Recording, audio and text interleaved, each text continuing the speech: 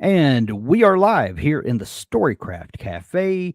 I am your host, Hank Garner, as usual. And today I am so excited to welcome Stephen James here into the cafe with us today.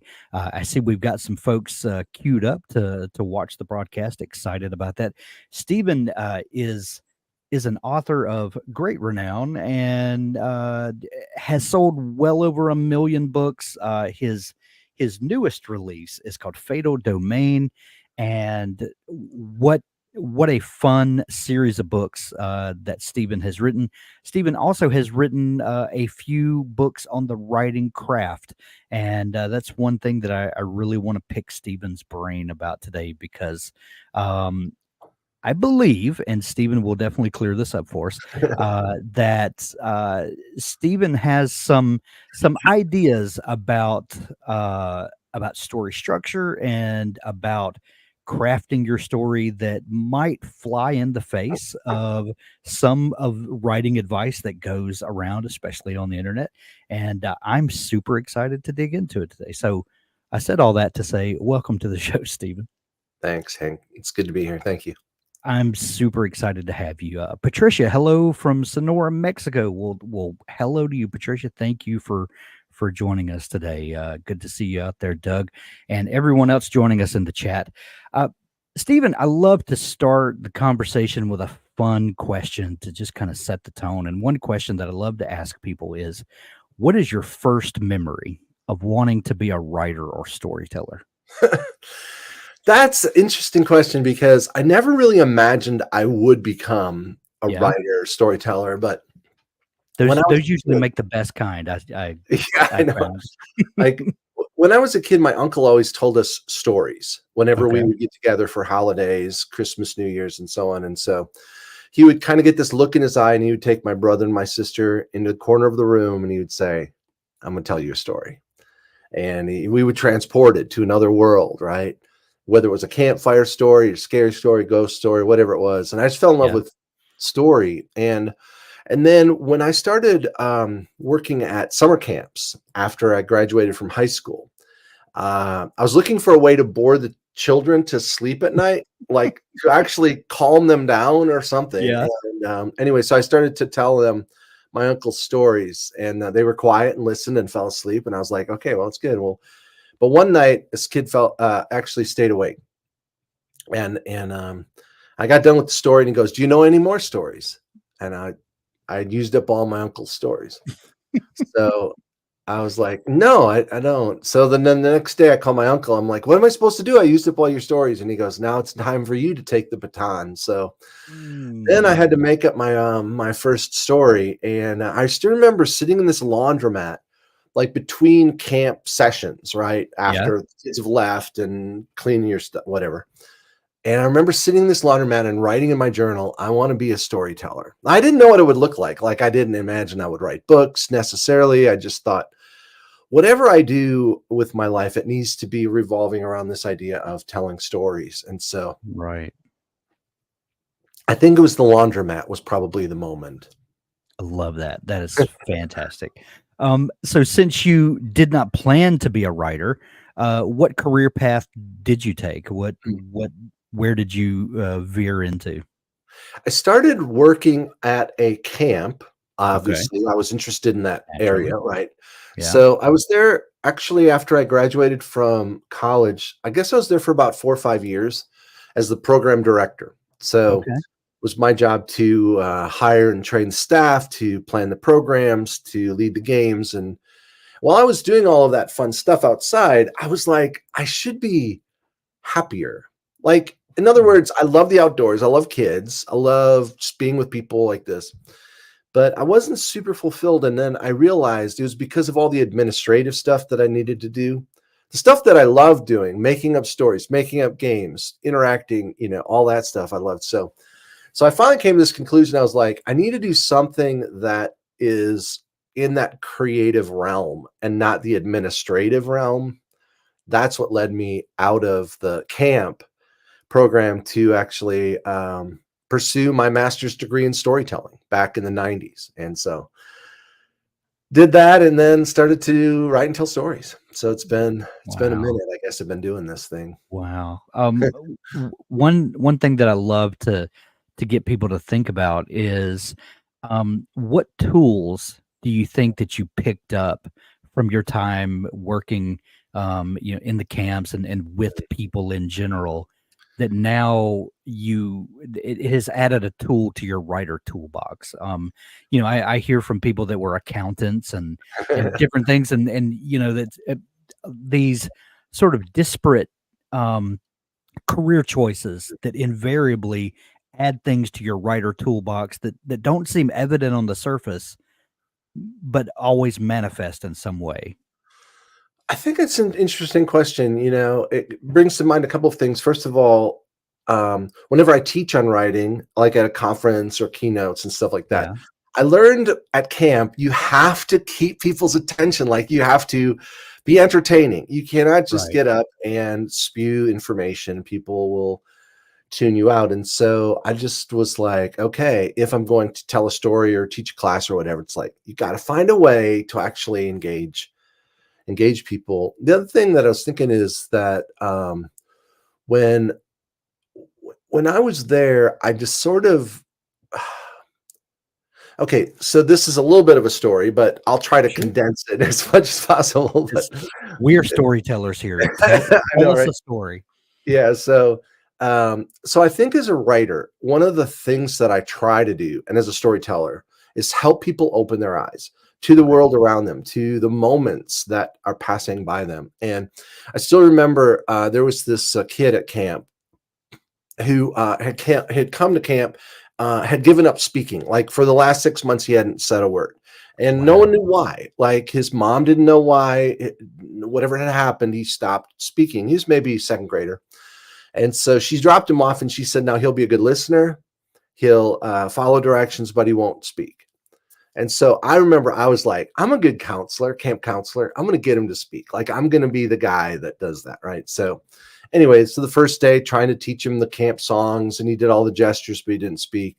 Next day, swimming, crafts, nothing. And so finally by the third day, I was like, okay, I give up. I can't do it. And it started pouring rain and thunderstorming all morning. And we were cooped up in the cabin. We couldn't really get out, couldn't do crafts, couldn't go swimming, any of that stuff. And so I went to the porch to try and come up with ideas, brainstorm ideas that we could do in the afternoon in the cabin with the children.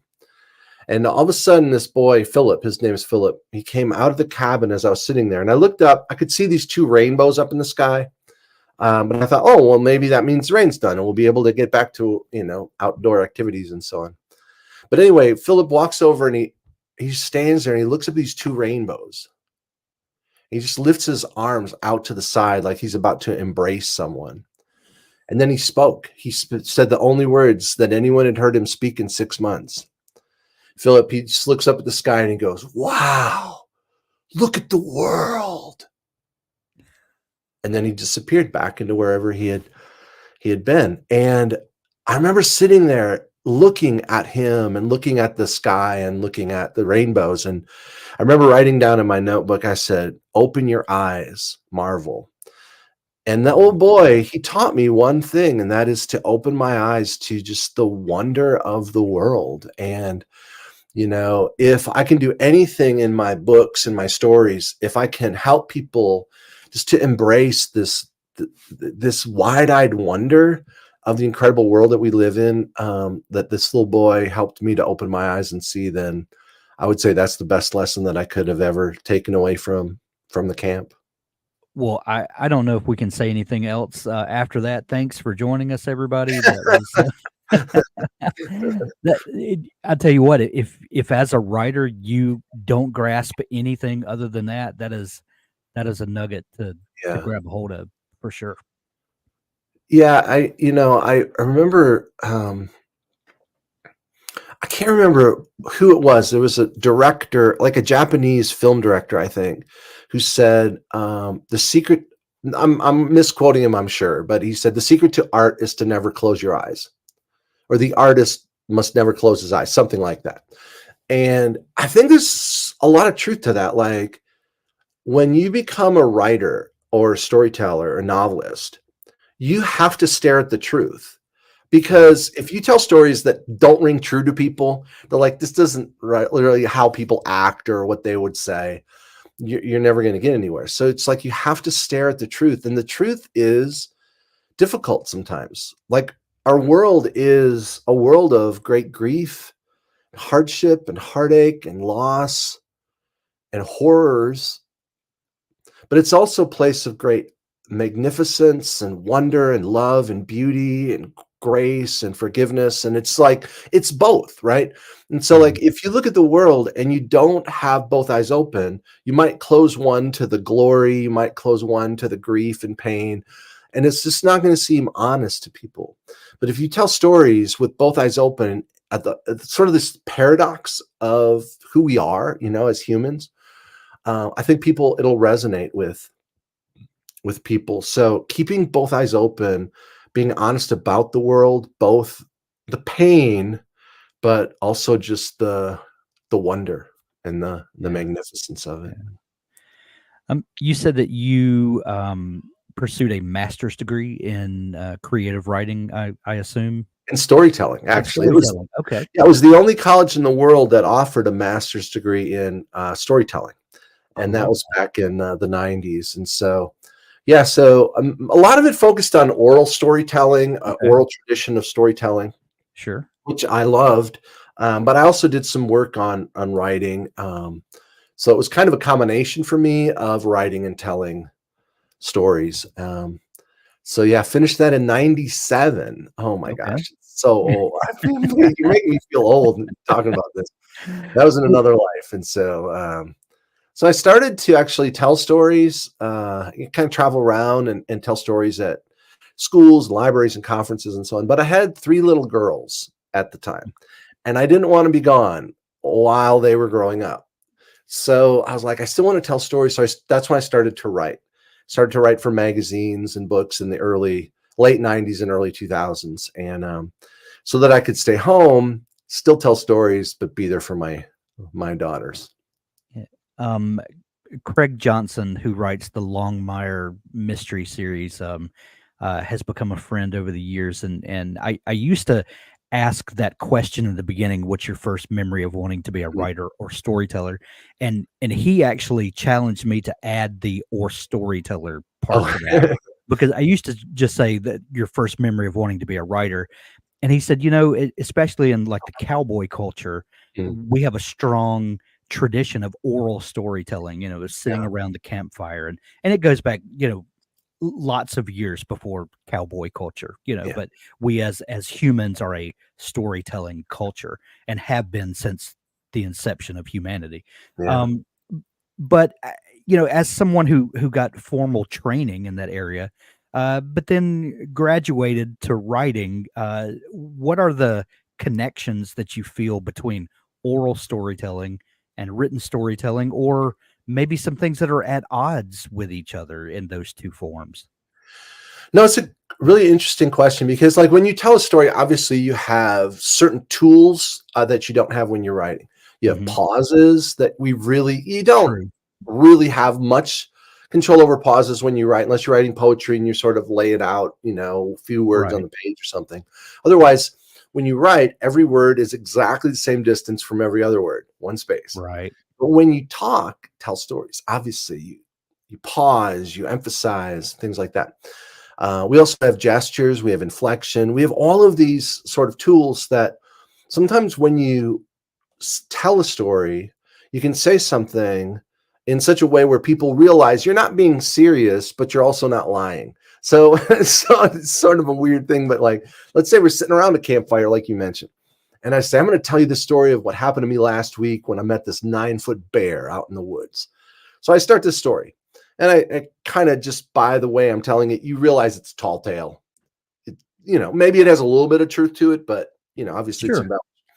And so then if I get done and someone said, hey, did Steve tell you the truth? You'd probably say, no, he wasn't exactly telling the truth. But then if they said, well, did he lie? You probably would say, well, no, he didn't lie. Right.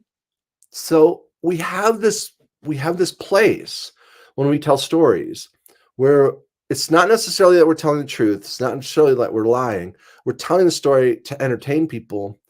And so we can do that orally, make it clear by how we gesture and pause and inflect and so on like that. So when we're writing, we don't have those tools at our disposal. We have other things. Obviously, we can get into the thoughts of the characters. We can use flip point of views quickly and easily. But for me, it's interesting that you would ask that, because like when I have an idea for a story, sometimes I'll have to say, okay, is this going to be a story I tell or write? Because it actually, you almost have to translate it into another language if you're going from one to the other. Like if I just told you a story and then wrote it down, it wouldn't necessarily work as is. Like you'd probably have to change it. Right. And so they are different. And when you have sort of an idea, sometimes it's helpful to say, okay, I want to develop this story to be a story I tell at conferences or wherever it might be. Or you might say, actually, I'm going to write this story out. And then once you've written it, it's like you might have to go back and change it to tell it. So there's a storyteller named Donald Davis. He's a very famous oral storyteller. And I think at least I remember him saying this at one point. He said, I don't start with a script, but I end with one, or that's where I end, or something along those lines. Like, in other words, instead of writing out the story and trying to memorize it, he'll tell the story and then eventually develop it to the place where you could kind of write down the script of what was happening. So it's a different approach. It's like when I tell people about telling stories, I say, write it with your mouth. It's like, instead of with your pen, like write it aloud, because that's how you're going to tell it. And then you'll see that, things are a little different than they would be when they were written down. There's a growing movement of writers who are using voice dictation to write, and you talk to them, and they will talk about how their writing has changed, at least a little, because of the way they're telling the story, and how and I always use the analogy that I write through my fingers, that I'm so used to typing that's where, when I sit down at the keyboard and put my hands on it, that's when the story starts to flow. It's this connection that I've made in my brain. I know it's me, but No, that's good. That's just what turns on the faucet for me. Other people, and I've got this friend Michael Laron who washes dishes at night, and he has this contraption like a Bob Dylan harmonica holder that he holds as voice recorder, and he dictates a story while he's washing the dishes. And I just wonder if there is a different flow state or a different way of thinking about story when you're telling a story with your mouth as opposed to your fingers. I think there is. I don't know what the research would be exactly. The research that I've heard of is that when people write, like type their first draft, let's say, it tends to be longer. They tend to do it quicker, but it tends to need more revisions. So you could sit down in an hour and punch out, I don't know, let's say 500 or 1,000 words or whatever it is that you're doing so quickly. But it's more fluffy usually. It's not as sort of precise. But when people say handwrite or even dictate, very often it'll be more concise and have to go through fewer drafts to finally get to the place where you want it. I actually find that I do usually the best by handwriting. Maybe it's just because I'm old and it's what I grew up doing as a kid or something. I don't know, but so I have journals, and I'll write ideas down and then type them up and kind of go back and forth. And I do find that when I create a story that way, instead of typing it, it does tend to be a little sharper at the first draft. Interesting. I don't know what you do with that. That's just I think you have to explore, see what works for you, and there's no right or wrong. It's just a practice, it's a process, and I think it's one of those things where it's important to try, different things. Like I've tried free typing and stuff, and then be aware, it's like, okay, well, this is, if I have to write super fast and get words down, this might be good, but I might have to go through and in the end, more revisions to kind of shave it down or whatever, make it Right. as tight as I need it. We've got a comment from Doug who says, I often find that my writing sprints, while fun and effective at making progress, need much more revisions than other writing sessions where I take my time. Uh, how do you feel about the idea of writing sprints, or do you set up little challenges for yourself, or block off an amount of time that I have to get X amount Yeah. of words written in a certain amount of time? How do you feel about structured writing time like that?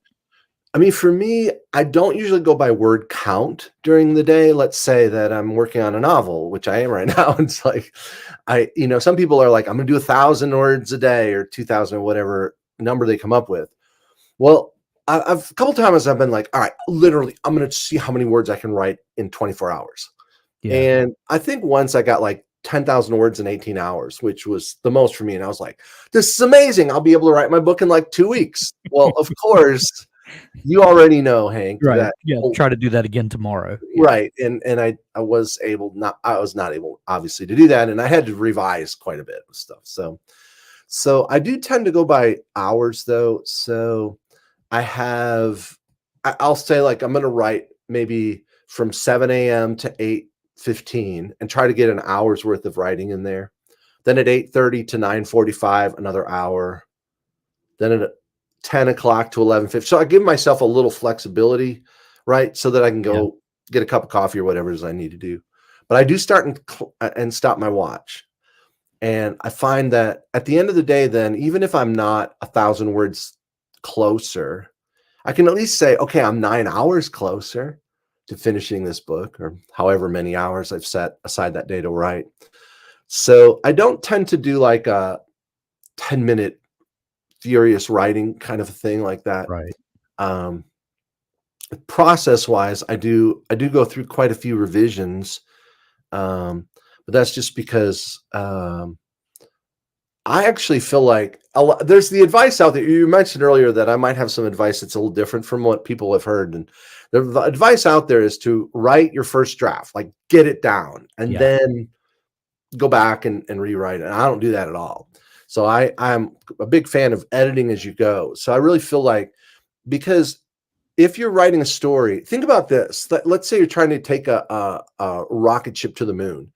So Okay. you jump in the rocket ship and you get slightly off, just like a degree or so off. You're never going to hit the moon. You're going to be like gone in space. And so you change that as soon as you realize that the trajectory is different. You alter it. You don't like fly out into space. And so I feel like the advice ends up creating where people will spend like a year on a first draft or something, and then be like, I gotta go back, and like their trajectory ended up way in the wrong direction. It's almost like they have to start over. So I also, as I'm writing, as I'm thinking, oh, okay, I think things will go in this direction. If I don't let them go in that direction and then sort of foreshadow that they will, then there's in the back of my mind, there's like this, oh, you got to change this later. You got to change this later, which distracts me. So I'm a big fan of edit as you go, continue to look at what you've done, let it shape where you go. So I'm a big fan of writing craft books, and I Yeah. collect them, and I'm a little obsessive about it, if I'm honest. And there's a shelf on the other side of the room here, and I meant to grab a stack off of there and just have, but The I shelf's didn't. behind me right here. Yeah, from Save the Cat to the 3-act structure to Randy Ingermanson's The Snowflake Method, and Randy's going to be on the show on Friday this week. This was a super fun week to have Stephen James contrasted with Randy Ingermanson later this week. But when I stumbled on your book, Story Trump Structure, yeah, I love that you take a different approach from because so many other craft books start with a structure and then take your ideas and fit them into the structure. And a lot of times it works just right because we're so used to consuming media, whether books, movies, TV shows, whatever, that are structured in this way. And so our brain starts thinking about that. Well, then we have a story idea. We start invariably just thinking of ways that it fits within those structures. Um, your book was refreshing, and I love that don't just start with the assumptions that everyone else starts with. Um, Tell me about how you came to this idea that stories can be built differently. And did this come out of your training? Did it come out of your experiences that you had realized that story just seemed to work differently for you? How did you come to this? And then kind of unfold what Yeah. you have discovered. So, for me, it's like I never imagined that I would really be a writer, and I sort of moved into it from oral storytelling, as I mentioned, Yeah. and then I started to read all these books, like you mentioned, craft books and screenwriting or novel writing and so on, and I kept reading the same stuff over and over, like the same Yeah. exact material, as if it was true, and I'm like, but I don't do it that way. Like it doesn't make sense to me. And I still remember when I was in high school, actually, my English teacher got up front and he kind of got this very like, I don't know, knowing look on his face, like this very wise look. And he goes, a story is something with a beginning, a middle, and an end.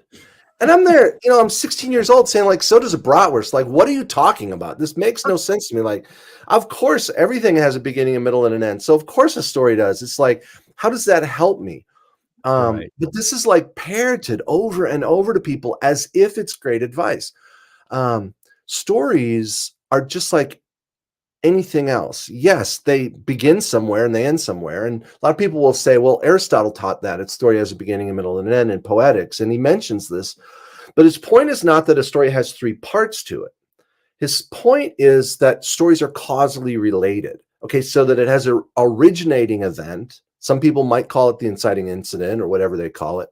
Yeah. It has an event that is the result of that. And then it has a culminating event, a resolution sort of thing. Now, can you have more than three acts? Obviously, you can have different. Shakespeare wrote in 5 acts. We have 1-act plays, we have 2-act plays, there are 4-act movies. It's just like to say that you need 3 acts is immediately to try and funnel your creativity into a straitjacket that you don't need to use. So let me just say it this way. Like a lot of people will say, well, but story has a beginning, middle, and first act, second act, third act, inciting incident, rising action, denouement, all of this. And there's nothing essentially wrong with that. Like, I'm not saying that you can't do that. Ever since Aristotle, people have been looking at story through a temporal lens, beginning, middle, end, and so on like this. But I began to ask myself, is there another way of understanding story? Because when I would do that, I wouldn't always end up with a good story. Like sometimes I would end up with a report instead of a story. So for instance, if I said I woke up this morning and I wrote for a couple of hours, I went outside for a walk, came back, had coffee, and joined you for the podcast. Well, there's 3 acts. There's 3 events: waking up and writing, going on a walk, and going on the podcast. Is that a story? I would say no. I'd say it's a report. Right. And so there's a big difference, I think, between a story and a report. And what happens when people think only in story, in temporal ways about story, a progression of events, I feel like they get the wrong impression, because a story is not so much a progression of events as a collision of desire. And so we can write a story in 1 act that has a collision of desire, or you can write, 50 things in a row that all occur but not have a story. Right. And so I feel like it's really important to help people to step back and say, okay, look, that's one way of understanding the movement of a story. But on a more elemental level, what is it that actually makes a story work? And it isn't just having 3 things occur. So stories have occurrences, obviously, but they have a depth to them that I was missing when I was just looking at things through the lens of everything that I'd read that was out there. And so I kind of came up with this different way of looking at story, I guess, that a story, I think, every story has 4 elements to it, but all great stories have 2 additional elements to them. So, like, I think you can have a story with just the first 4 elements. But if you're going to tell a great story, I feel like you need to add the final 2. I can list them real quick if you want, Hank. It's totally up No, to you. Yeah. no, I'm Yeah. So basically, I think that obviously you need a character in your story. And I know you're probably like, Steve, literally that took you 30 years and a master's degree and teaching around the world to figure out that you need a character. I was like, yeah, we need character. And we need a setting. I know, same thing. A lot of people would say the next thing you need is plot, but I don't agree, actually. I think that you need a character and a setting, but you also need a struggle. You can have events occurring, but without a struggle, you don't have a story. I still remember going to this elementary school years ago, and it was right after vacation. And when I was a kid, I don't know about you, Hank, but when I was a kid, our teachers at the end of vacation would always give us the same assignment. They would say, write about what you did over the summer, right? So you'd write, I went swimming and I came home and I went to camp and I played video games and I watched movies and went to grandma's house. And it's not a story, it's just a list of events. So I went to this, yeah. So I went to the school and I said to this 4th grade class, don't tell me what you did over the summer. I said, could anybody tell me about something that went wrong? So this boy raised his hand. I said, what happened? He said, well, my cousin came over to my house and we were having a contest to see who could jump the farthest off the bunk bed. I thought, well, this could be good. What happened? He said, well, my cousin jumped first. He got pretty far. I said, I can get farther than that. And I was like, okay, did anything go wrong? He's like, I backed up to the wall to get a running start. That's a bad sign right there. He's like, I ran and I jumped off the top bunk end. The ceiling fan was on. Got my head stuck in the ceiling fan, threw me against the wall, but I got farther. So if I would have said, tell me what you did, he would have said, I played with my cousin. right. But because I said, tell me what went wrong, what? He told me a story. So I call it the ceiling fan principle, is you do not have a story until something goes wrong. So you definitely need struggle, not just plot, you need struggle.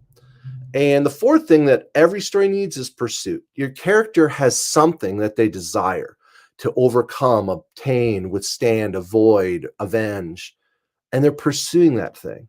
So if you take any one of those 4 things away, you no longer have a story. If you take character away, you just have a description of stuff happening somewhere. If you take setting away, we can't picture it.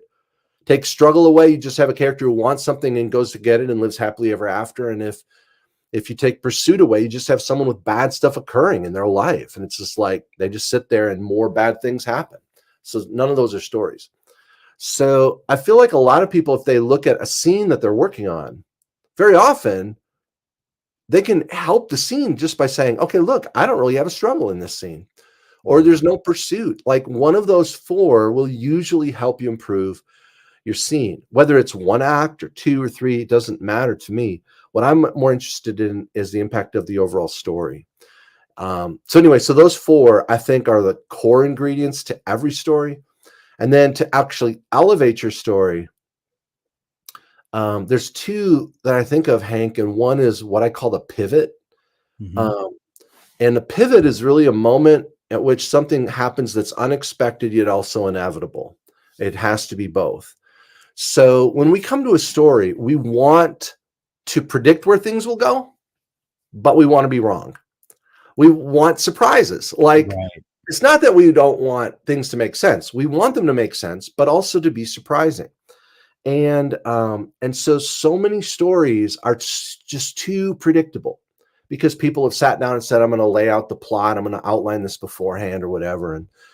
And so they're pretty boxy and predictable. So I don't want that. But I also don't want my story to be ludicrous and unbelievable. So every scene I'm asking myself, what can I add that people won't expect, but that makes sense? It's logical, it's believable, it propels the story forward. So it's a pivot. The last thing is a payoff, and that's just, does it work, right? Does it work? You can have all the ingredients, throw them together, and have, a little twist that you add or whatever, but it doesn't have an impact. And sometimes the pivot and payoff come at the same moment, like in the last line of a story, like let's say a short story. And all of a sudden you get to the last line, you're like, what? They're all robots? I had no idea. Like, I didn't realize that. Then you think back through the story and you're like, oh, I should have guessed. Why didn't I guess that? Why didn't I guess that? um, because it's unexpected, but it's inevitable when you think back, and it also it creates this moment where there's payoff where you're like, that's a memorable story. So I call it like the story cube. Like there's a cube that has these 6 sides to it, Yeah. and so in every scene you can actually improve your scenes by making sure that all 6 sides are present, however many acts you might or might not have. Yeah. Doug commented, I love to snarkily say a book without a conflict is a textbook. And I think that's uh, a beautiful way of looking at it. Yeah. Um, one thing that I think when you start talking about your writing process is not um, centered around plot, Yeah. the way we typically think of plot. Um, People will then say, well, he's not a plotter. He is firmly in the pantser camp. And we love to divide our writing community into these 2 disparate camps. You know, you're either a plotter or you're a pantser, and you can never be a mixture of the 2. It's, plotters over here, pantsers over here. We fight at noon. Um, the reality is most people are kind of somewhere in the middle. I think that we like to some people feel constrained by structure and like to have the freedom to explore characters or explore conflict or things like that. And some people feel like they need more structure so that when they show up for their writing appointment that day, they have an understanding of what they need to accomplish. And Mhm. both of those things are valid. But when you start talking about this idea of story and the progression of story being more important than plot, you're not advocating for just showing up at the keyboard and having no idea of what's going on. Well, Um, you know, Tell me where you weigh in on that. so I actually feel like the more you understand story, Hmm. the less you need to plot or write by the seat of your pants. Okay. So I actually really look at what I write as organic writing. So when I sit down to write, no, I don't know what the scene will be. I don't know how a book will. I've never started a book where I know how it will end. So I'm certainly sitting down thinking, okay, um, this scene is important, but the scene cannot happen in a way that people expect. And it cannot happen in a way that's ludicrous and unbelievable. So as I'm writing, I'm constantly asking myself these questions like, okay, what would be what would be believable for this character to do? How can I escalate the tension? What promises have I made that I have not yet kept? And have I included a pivot? So if I find a scene, there's no pivot. It's just predictable or it's just ludicrous. Obviously, still need to work on that scene. And then once you understand story, you understand the movement of story, the escalation of a story. Um, you don't need to sit down and say, okay, 20% of the way in, I have to add subplot B or whatever it is like that. Um, because the story will begin to emerge as you respond to it. So I think receptivity as you write is more important than trying to outline something before you write. Ray Bradbury had a great quote where he said, and again, I'm doing this off the top of my head, so you'll have to forgive me Sure. if it's not exactly correct, but he said, plot is no more than the footprints left in the sand after your characters have run by on their, I think he said, amazing adventures. It does not precede action. It is the result. It is the track that remains when an action is through. So the whole idea of plotting out a story before you write it is going about telling a story exactly what? Backwards. Backwards. Okay. Because plot is what you have in the wake of what you've written. It does not precede action. It's the track that remains when an action is through. And so I am a big proponent of what I call pursuit-based storytelling. So instead of asking the question, what should happen? I ask, what do they desire? And instead of asking, what should this character do? I like, how should they respond? And instead of asking, what does the ending require? I always ask, what does the moment require? So I'm really focused on making sure that at moment by moment, your character is acting in a way that's in concert with who they are. And so sometimes when I find people that want to plot or outline a story beforehand, you'll find a character acting in ways that don't exactly make sense in that moment. Like you'll read it or you'll see a movie or something. You're like, why would they say that? That doesn't seem like them. And then the next scene comes, you're like, oh, I get it. He was trying to get them to move into this direction for this thing to happen that they had planned out beforehand. So I never want that. I want every moment for readers to be like, okay, that totally makes sense. I didn't see that coming. I wonder where this is going to go. So I think that I would say I don't plot anything out, but that doesn't mean that I don't write without an understanding of story or genre. So let's say I'm writing a crime novel. Well, you know, there's going to be a crime, right? There's going to be some sort of villain that does some sort of dastardly deed early on, perhaps in the prologue or the first chapter.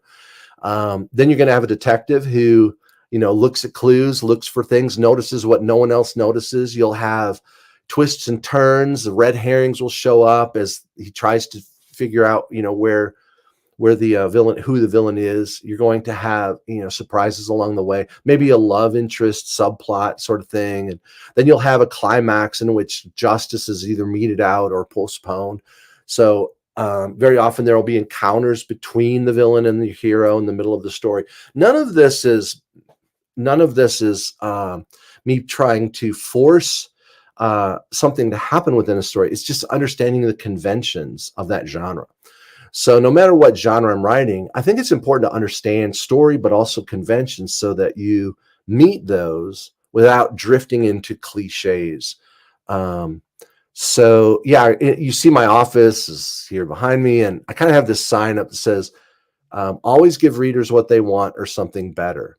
So my goal when I write is to fulfill, let's say, the expectations or whatever of a reader in that genre, but hopefully give them some surprises that they maybe hadn't thought of before. And so if you were to say, am I a pantser? I don't write by the seat of my pants because I'm always thinking of story, but I'm certainly not a plotter because I don't plan anything out. I allow the story to unfold as I'm working on it. That's why I use the word organic typically.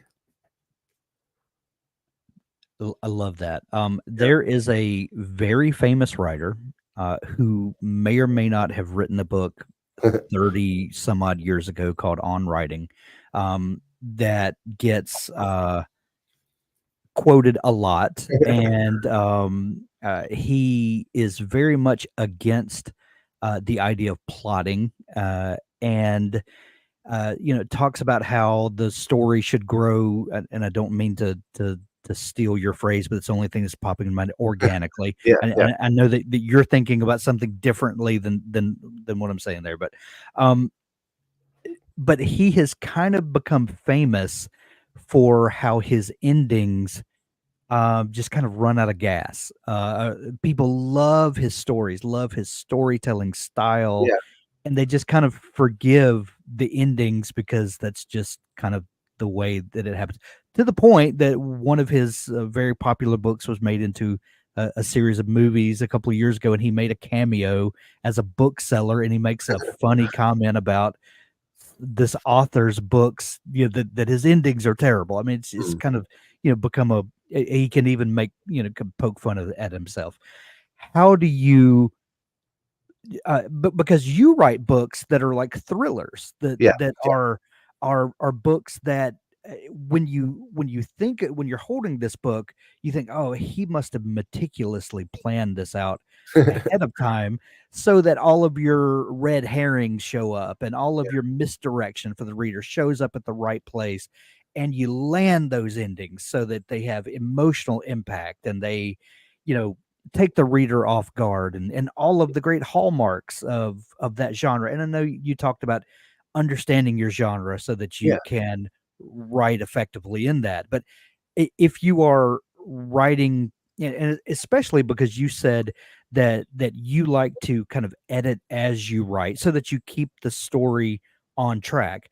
But if you don't know the ending from the beginning, as you said that a lot of times you Yeah. don't, Yeah. How do you ensure that you get all those things included in the story, all those hallmarks, the red herrings, the misdirection?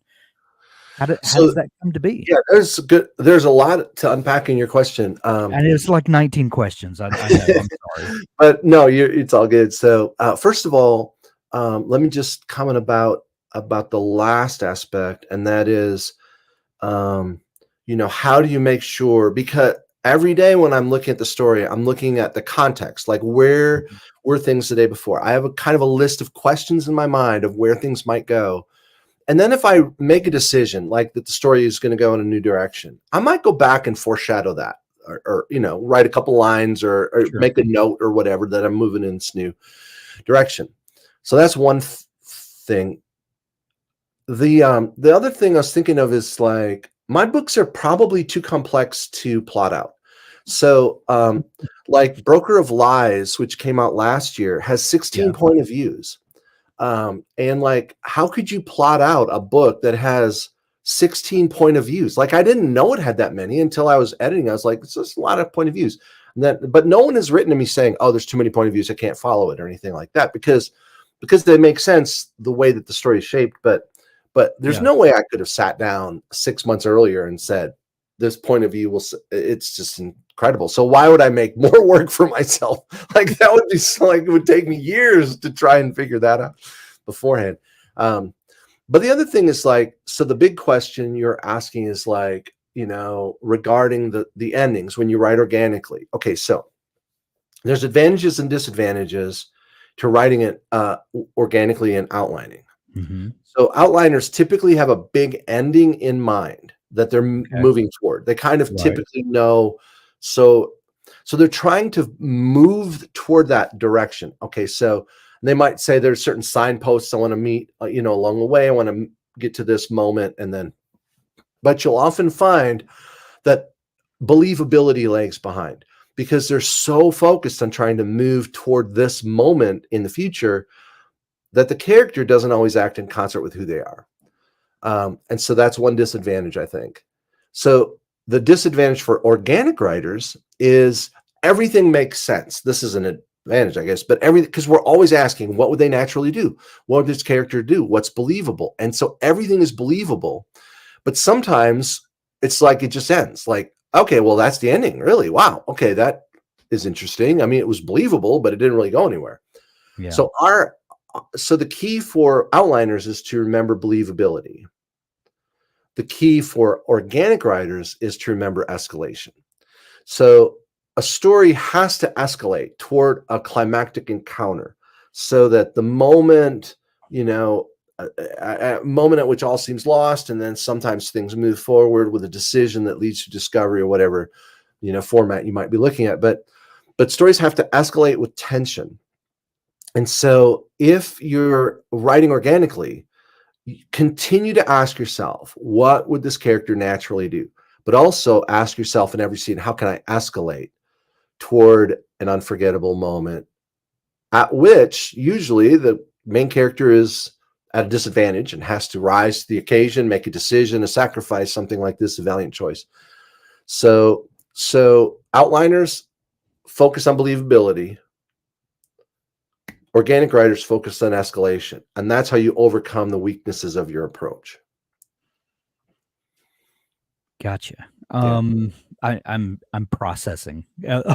So, um, a- as an organic writer, have you developed any systems or tools that help you to track where your story has gone, and maybe as ideas come to you as you're writing of things that might work out, maybe a little further in the story? Um, how do you keep track of the ideas as they come, and is it just all through your work in progress and you go back and read it, or do you have a note-taking system? What's working for you these Yeah, days? I kind of every day I usually start by because context is so vital to me. Sure. Context, context, context. Like, I feel like a lot of stories are undermined by the fact that the scenes are edited out of context. And so I want to start my writing day looking at what I've done the day before. Usually, not every single day, but try to get in my mind the pace, the mood, the point of view of the day before. So I do that. And then I have a list of questions and a list of reminders. And these change throughout the week. So question might be, what if Joe is the killer? And so I'm like, oh, interesting. I didn't thought of that before. And so, what would that mean? And then reminders might be something like, if I've made a change earlier in the book, I want to keep that in mind. So I'll put my reminder might be something like, remember that, Travis's dad left him when he was 10 or whatever it is. Oh, yeah, that's right. His dad left him. He can't be in the story, right? So I have these sort of fluid lists of reminders and questions that I'm constantly looking back to each day. And then I'm focusing on the movement of the story, the context, and then, I'll often print out my book. Let's say 100 pages or something like that of the book.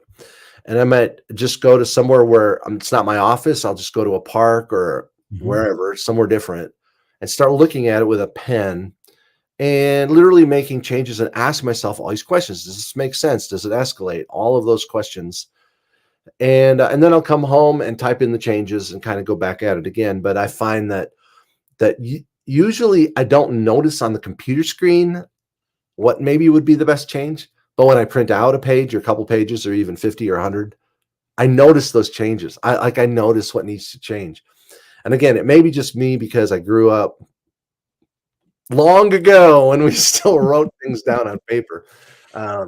But yeah, most of the editing that I do is on a piece of paper instead of a screen. Then I type in my changes like that. Yeah.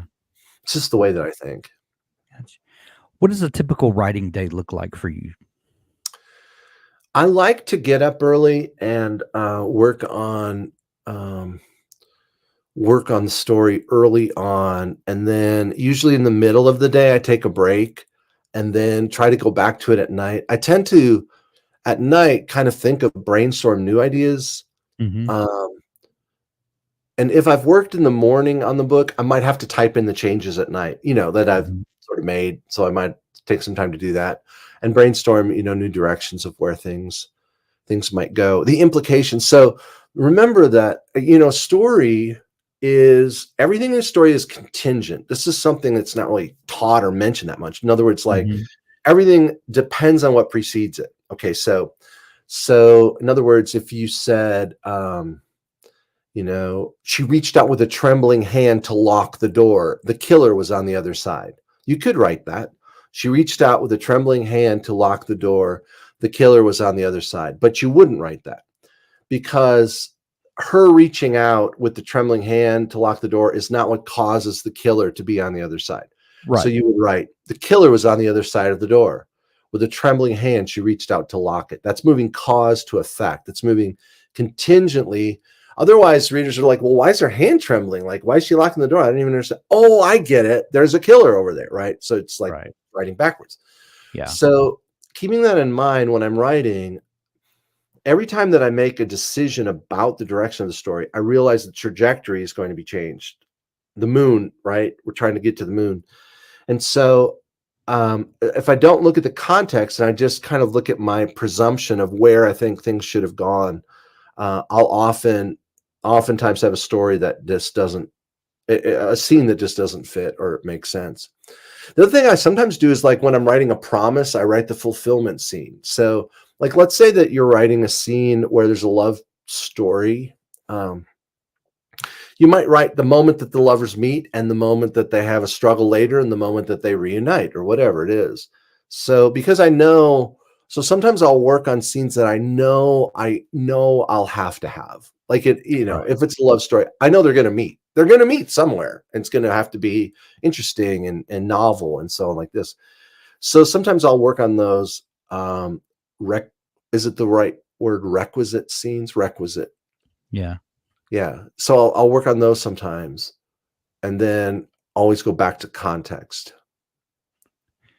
Do you ever, you talked about brainstorming. Yeah. Do you ever talk through a story with another person, or are you the kind of writer who when you're working on that first draft, you write with the door shut, so to speak, that you're the only one, and then maybe you bring in another perspective once that first draft is done. But do you, and I, me myself, a lot of times if I'm in the middle of working on a project, I'll discuss it with my wife, especially if I'm, trying to untangle how characters intersect or whatever, because she and Mhm. I have a lot of our likes and story structure that we like that overlaps, and then we have certain ways that we differ, and it's always she helps me see things that I wouldn't normally see, for myself, just because she likes some different things than I do, and she has a different perspective. Um, do you ever talk through with someone else, or how do you approach sharing Yeah. your story ideas? I don't do too much of it. Like once in a while, I will have a buddy or a friend or whatever that I'll say, "Hey, here's a scene I'm working on. Do you have any thoughts or anything?" And once in a while, I'll brainstorm with someone. But for the most part, I just kind of look at it as my job to do that. Now, my wife obviously will read my books, but usually not until they're published. So I don't really go back and forth with her too much. But there's in one of the stories that I'm writing right now, there are three types of dragons. There's fire dragon, which breathes fire, and ice dragon, which turns things to ice. And there's a stone dragon. He's not made of stone, but when he breathes on you, he turns you into stone if you inhale the mist or whatever. So it's like, how do you fight him? Like literally, how do you fight a dragon where if you breathe in the air, you turn to stone? Like that's so, I was talking with a friend of mine and I was like, literally, how do you fight him? And he's like, yeah, I don't know. And I was like, the only way I can think of to fight a stone dragon is underwater, where whatever he breathes out, and so I was like, I think I'm gonna have the underwater fight against a stone dragon. I didn't think of that until I brought it up to him, and he didn't Right. really, say that, but just stating it aloud was a way for me to say, "Oh, that's interesting. I've never seen that before, in a book. I've never seen someone fight a dragon underwater, trying not to turn to stone." So we'll see where it goes, but That's kind of fun. fantastic. I Yeah, love I think that. it's interesting. We'll see what Yeah, happens. yeah, but it's those subtle ways of thinking through cause and effect that Yeah, cause and that effect. Yeah. that give you these left turn moments that, make a story something special. Yeah, I remember one of my books called The Knight, Knight, like a chess piece. Sure. I thought I knew who the killer was. Like I was pretty sure. The book was Yeah. due in June, and I couldn't get the ending figured out. So I got an extension till July 1st, August 1st, September 1st, October 1st, November 10th. And finally they're like, we Been really there. need the book November 10th. And I was like, okay, okay. But it was like November 7th, and I was flying out to speak at a conference somewhere, and I still could not figure out the ending of the book. I'd worked on it for a year, right? Mm. And so finally I was on the flight and I was like, I know the problem. I have the wrong killer. I've Ah, got to change who the killer is. And so I got to the Cincinnati airport. Still remember calling my editor from the Starbucks there, and I said, guess what? This book's going to be even better than we thought. He goes, oh, I'm glad to hear that. That's good. That's good. I said, I have to change who the killer is. And there's this long pause on the other end of the line. Finally, she said, well, I trust you. It's like, as long as it'll be a better book. And it was a better book, I think. It took me a couple more months to finish it, though. But the problem was the killer that I had was too out of the blue, right? Like people reading it would be like, come on, how we could never have guessed it was him. But if I added more clues, it would have been too easy to guess who it was. So I had to change clue progression, add a new character. And still to this day, no one has written to me and said, oh, I totally figured out who the killer was tonight. So, but I mean, for a year, I thought I knew who it was, but I was wrong. Because I actually was, I don't know if I hadn't outlined it. I just had in mind, it's going to be this person, right? right. But it wasn't, and it couldn't be, but I didn't realize that until 3 days before it was due. That's fantastic. Yeah. Um, Stephen, we could talk all day about story trumps structure, and I feel like we barely scratched the surface today. So I'm going to put links in the show notes for people to pick up that book, dig into it, explore um, all that you are saying about the subject, because it's so much deeper than just a surface comparison of this writing style versus this writing style. But before you go, tell us about your newest book, that Fatal Domain, I believe, is the new book. Yeah, Fatal Um, Domain. So yeah, it just released a couple months ago. I'm really excited about. It's a new series that features some. It's more espionage than I've done before. So it's kind of like a domestic espionage story. And it's this character that was introduced in Broker of Lies. He's a Pentagon redactor. So in other words, he's a guy that works in the basement of the Pentagon with the black Black mark. black marker, right? And so, but he's got like this photographic memory, okay, eidetic memory, so that whatever he reads, he pretty much remembers. So he spent 15 years studying all of the secret programs that we have, and so he Oh, knows more secrets than the president does. And so he's the guy that decides what can and cannot be released to the public. So anyway, I thought that's an interesting character. We've never seen that before. We've seen spies and we've seen FBI agents and things like that, Secret Service, but no one's ever done a redactor. So he kind of comes out of the Pentagon. He's tracked down in the first book, Broker of Lies. Another foreign country finds out about him and comes after him, and he has to stop a terrorist attack before he's neutralized by the people he trusts the most at the Pentagon, who realize that he cannot get turned over to their enemies. But in Fatal Domain, then he's now kind of working with this team to try and stop this terrorist attack.